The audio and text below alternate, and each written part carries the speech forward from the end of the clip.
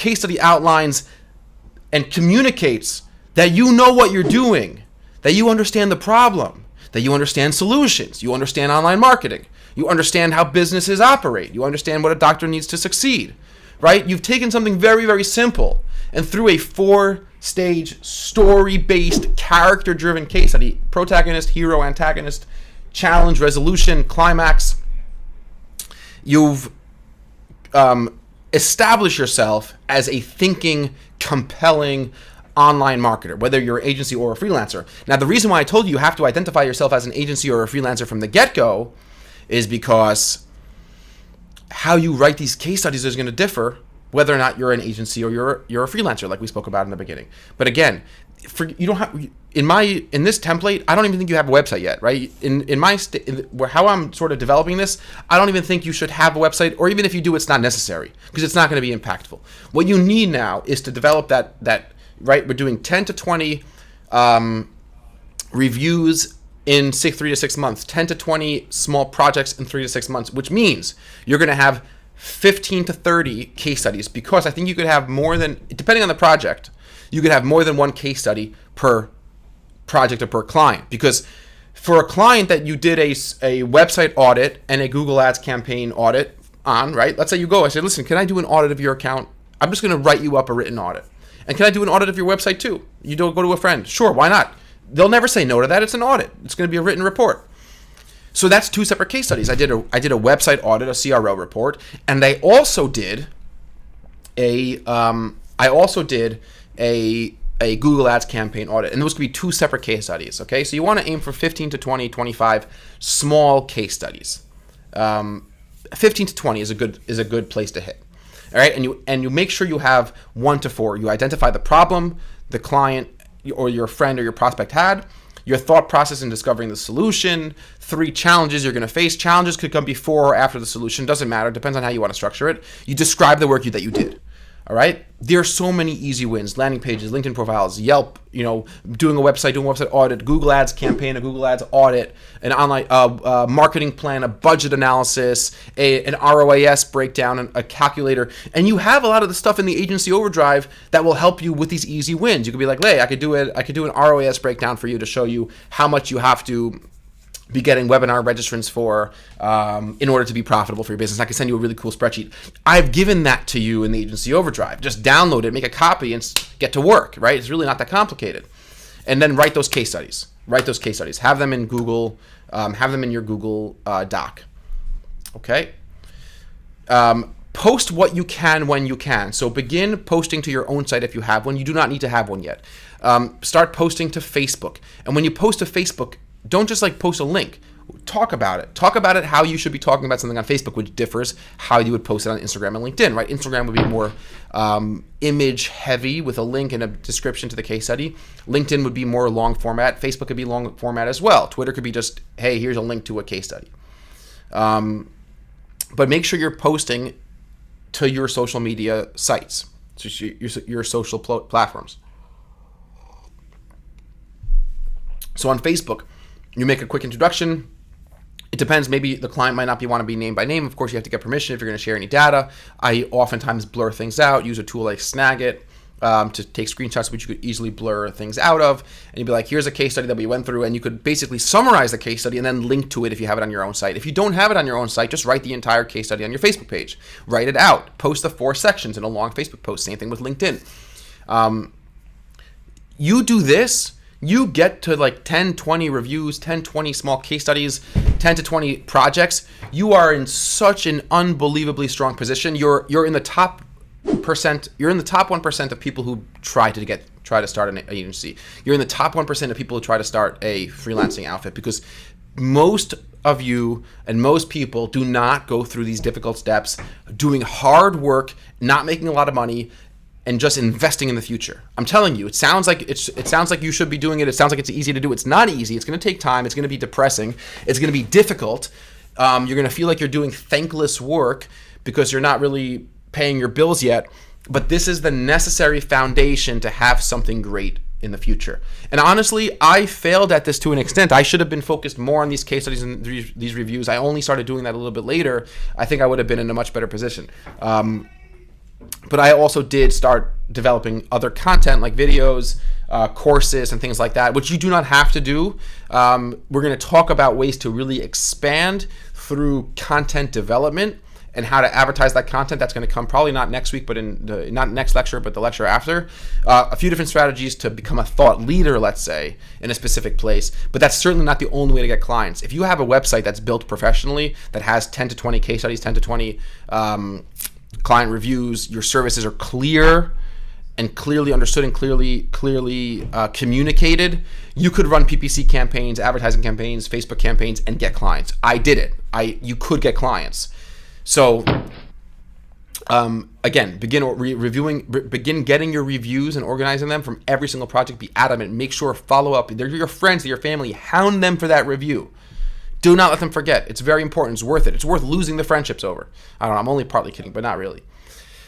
So, and then your case studies, okay? You have to take the time. It might be late at night. It might be 2 o'clock in the morning. You sit down for an hour. You write your case study. You include screenshots. You make it as good as possible. You follow the storyline structure. Okay. And then you begin to post. Now, what you're going to start doing after this is, while you're over the course of this 3 to 6 month process, where you're getting your 10 to 20 reviews, 10 to 20 case studies, your projects, you're getting your referrals from your friends and family.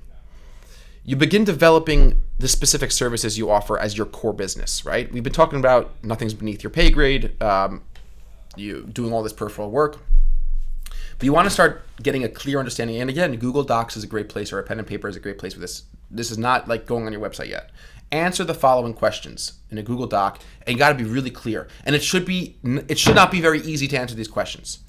You should be able to answer each of these questions in a sentence or 2 sentences, and anybody reading this, and you should give it to your younger sister or a younger brother or a cousin or whatever, and say, here, read this. Do you understand my business? Is it really clear to you? Because you're in it, your head's in it, and it's very easy to lose objectivity because you understand a lot of things based on your experience, based on thinking about this so much.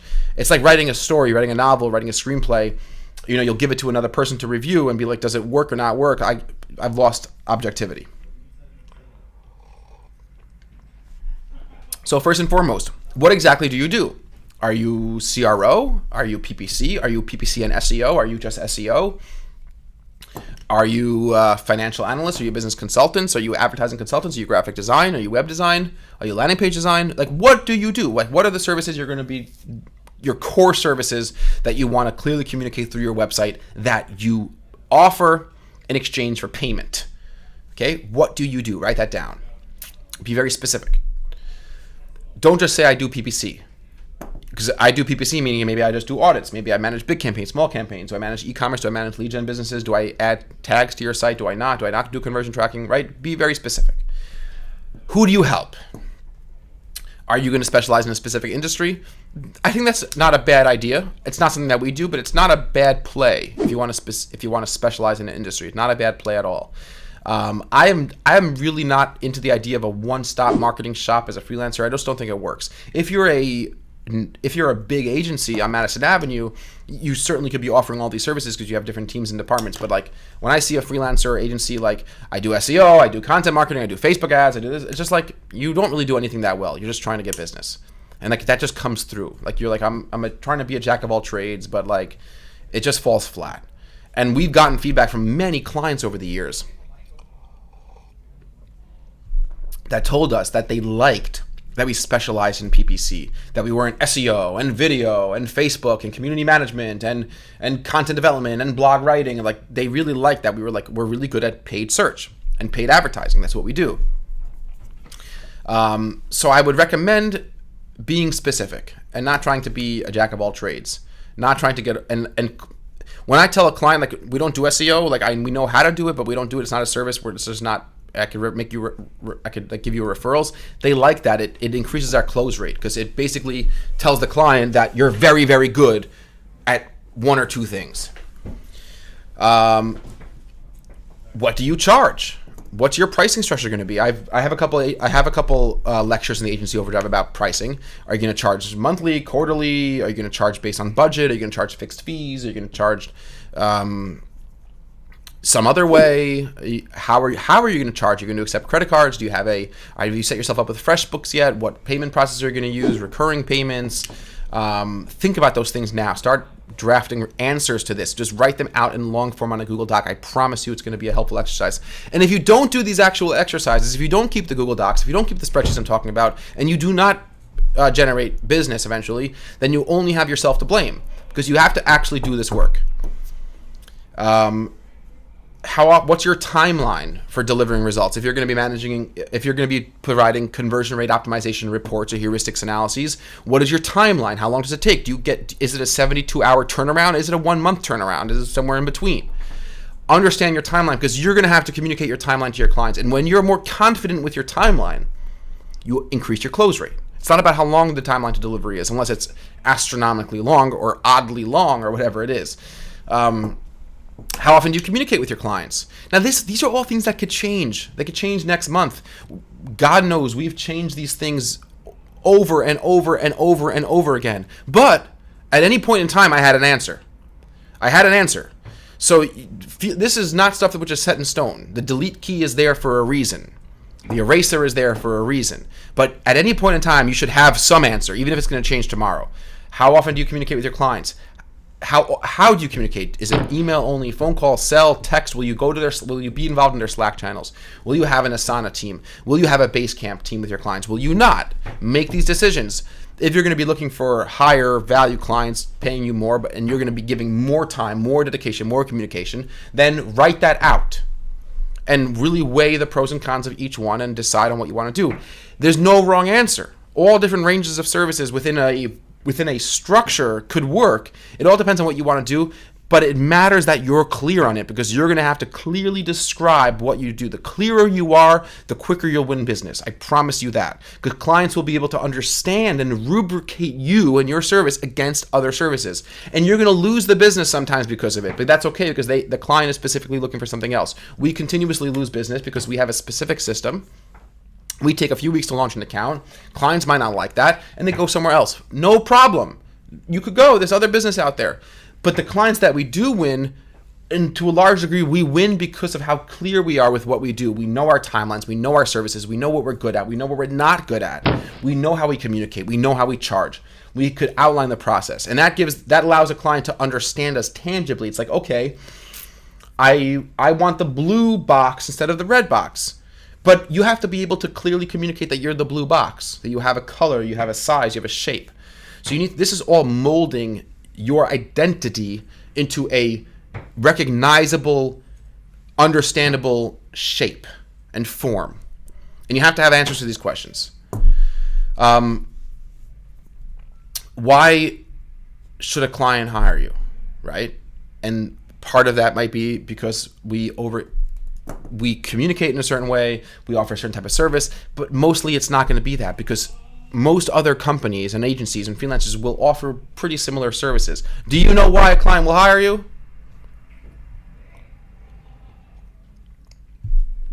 The answer is because everything we've talked about up until now, your reviews and your case studies. That is why clients will hire you. They will look at your reviews. They will look at your case studies.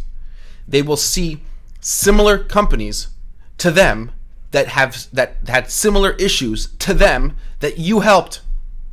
And that is 95% of your job selling them. That's why it's so important to focus on your reviews and case studies. What won't you do for a client? And what I mean by that is, what are the things that you absolutely will not do? So in this stage, most things you will do. If whether or not you're selling Google Ads, if you have a friend or a prospective client that asks you to post organically to Facebook, do it. You should do it. But there might be certain things that you just won't get involved with because you don't know how to do it, or you really don't like doing it. So for me, that's SEO. Like, I might know how to do SEO. I could do it like an on-page thing. I could probably reach out for backlinks. I won't do it because I hate it. I don't really know it that well. I won't do it. I never would do it. I never did do it. So make a list of the things you absolutely will not do. And those things will help you, like I said. It helps you create that mold, that form, who you are in the client's mind. And the clearer you are and what you're not, the more likely the clients that you appeal to will hire you, because it's comfortable, it's comforting, it's security to know exactly what I'm getting myself into. What are the prerequisites for taking someone on as a client? And this is important because there might be certain clients you will not work with. There might be some products that offend you. There might be some clients who have a personality that just you cannot stand. There might be, if you're going to be doing Google Ads, if you're going to be doing PPC, there might be a minimum budget. A client has to be spending at least $500 a month or $1,000 a month on advertising before you take them on as a client.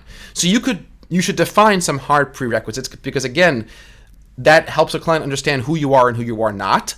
It also helps you understand whether or not this is a client you should get involved with. And at this point, at this stage, again, remember, all these things will change. What won't you do for a client will change.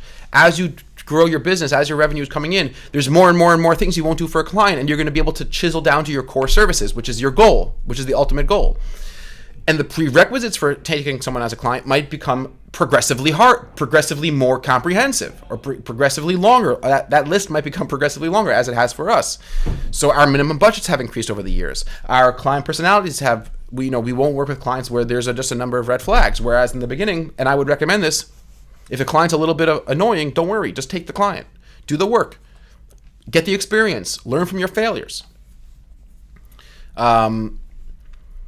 But you should have a list of, maybe it's even 2 or 3 or 4 things that are prerequisites for taking someone as a client. It could be a starting budget. It could be a functioning website. It could be they have to have a, maybe they have to have maybe they have to give you a 3-month commitment. I don't know. These are all, again, there's nothing that's really a right or wrong answer. When I started, we didn't do anything longer than a month-to-month commitment, and I think that did serve us well. You got to be very clear on these things if you want to start getting business from your site and your online presence. Now, on the right-hand side over here, I have this little picture.